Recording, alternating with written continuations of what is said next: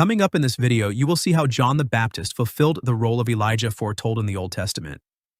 We will look at his unusual clothing that mirrored Elijah's, his bold and fiery preaching that confronted kings and religious leaders, and even his ministry at the waters of the Jordan River that tied directly back to Elijah's own miracles. You will not want to miss these parallels, so let's jump right in. Number 1. The prophecy of Elijah's return. In the book of Malachi, chapter 4 and verses 5 through 6, God said, "Behold, I will send you Elijah the prophet before the great and awesome day of the Lord comes. And he will turn the hearts of fathers to their children, and the hearts of children to their fathers." This was the expectation that Elijah would one day come again before the Messiah arrived. Fast forward to the New Testament in Matthew chapter 11 verse 14, Jesus said very clearly, "And if you are willing to accept it, he is Elijah who is to come," referring directly to John the Baptist. Luke chapter 1 verse 17 also explains that John came in the spirit and power of Elijah, so this was not reincarnation but fulfillment. John was sent with Elijah's prophetic spirit to prepare the way for Christ. This first connection shows us that John was the long-awaited Elijah figure Israel had been looking for. Number 2, their wilderness lifestyle. Elijah often lived outside the bounds of society. For example, in 1 Kings chapter 17 verses 3 through 6, Elijah was commanded to hide by the brook Cherith, where he drank from the water and was fed by ravens. Later he dwelled on Mount Horeb, far from the cities. In the same way, Luke chapter 1 verse 80 tells us that John lived in the wilderness until the day of his public appearance. He preached in the desert, drawing people out from Jerusalem and the surrounding regions. Both men lived apart from worldly comforts, relying on God's provision, and this lifestyle symbolized purity, separation from corruption, and complete dependence on the Lord. Number 3, their distinctive clothing. In 2 Kings chapter 1 verse 8, Elijah is described as wearing a garment of hair with a leather belt around his waist. This simple but striking image set him apart as a prophet. John the Baptist deliberately mirrored this image. Matthew chapter 3 verse 4 says John wore clothing made of camel's hair with a leather belt around his waist. By dressing in the likeness of Elijah, John was signaling continuity of mission. He wanted the people to see and even visually recognize that his ministry stood in the same prophetic stream as Elijah's. Number 4, their fiery preaching. Elijah confronted kings with boldness, unafraid of the consequences. In 1 Kings chapter 18, he challenged King Ahab and Queen Jezebel, exposing their idolatry and the worship of Baal. John did something similar in his time. In Mark chapter 6 verse 18, John rebuked King Herod for taking his brother's wife, calling it unlawful and sinful. Both prophets risked their lives by speaking truth to power. Their courage cost them dearly, yet it also proved that they feared God more than men. Number 5, their ministry by water. Elijah's story is filled with dramatic encounters involving water. He declared a drought in 1 Kings chapter 17 verse 1, prayed for rain to return in 1 Kings chapter 18 verses 41 through 45, and even parted the Jordan River in 2 Kings chapter 2 verse 8 using his cloak. John's ministry was also centered on water. In Mark chapter 1 verse 5, crowds came to him at the Jordan River to be baptized as a sign of repentance. For both Elijah and John, water was not just physical but symbolic.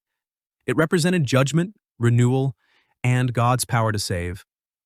Number 6, confronting false religion. Elijah famously faced the prophets of Baal in a showdown on Mount Carmel in 1 Kings chapter 18 verses 20 through 40. There, he proved the Lord was the true God when fire came down from heaven to consume the sacrifice. John the Baptist confronted false religion in his own way.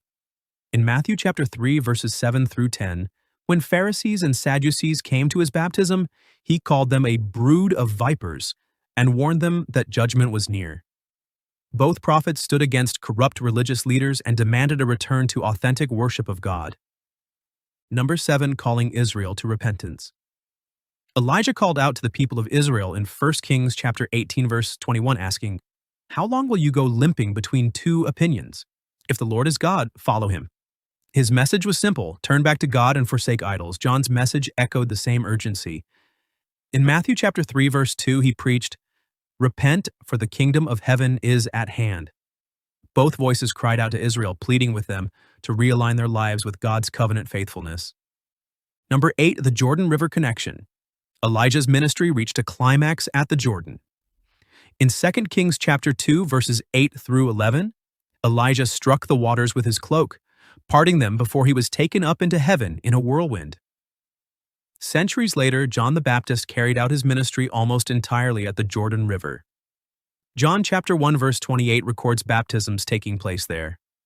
For Israel, the Jordan River symbolized entry into God's promises, from the days of Joshua leading the people across, to Elijah's miraculous crossing, and now to John's baptism of repentance. It was no accident that John chose this river, because it tied Israel's past directly into the arrival of the Messiah. Number 9, both were transitional figures. Elijah served as a bridge in Israel's history. He confronted the nation at a time of great spiritual decline, preparing the way for future prophets who would continue to call Israel back to covenant loyalty. In the same way, John the Baptist was the bridge into the new covenant. In John chapter 1 verse 23, he described himself as the voice of one crying out in the wilderness, "Make straight the way of the Lord." His role was to prepare the way for Jesus, the fulfillment of God's promises. Both men stood on the threshold of something new, linking the old with the new. Number 10, their endings were dramatic. Elijah's story concludes with an astonishing departure. In 2 Kings chapter 2 verse 11, a chariot of fire and horses of fire appeared, and Elijah went up by a whirlwind into heaven. John's ending was different, but just as dramatic. In Mark chapter 6 verses 27 through 29, John was beheaded at the command of Herod. Though his earthly life was cut short, his death underscored the cost of faithfulness to God. Both Elijah and John exited history in a way that reminded Israel of the seriousness of God's mission and the weight of prophetic calling. So you see, John the Baptist was not Elijah reincarnated, but he fulfilled Elijah's prophetic role in every way. From the way he dressed, to his wilderness lifestyle, to his bold preaching and his ministry at the Jordan, John evoked Elijah's memory and mission. Most importantly, he prepared the way for Jesus Christ, the true Messiah. This is why Jesus himself said, "He is Elijah who is to come." The empty longings of Israel for Elijah's return found their answer in John, who stood at the river and declared, "Behold, the Lamb of God who takes away the sin of the world." As always, don't forget to like, share, and subscribe.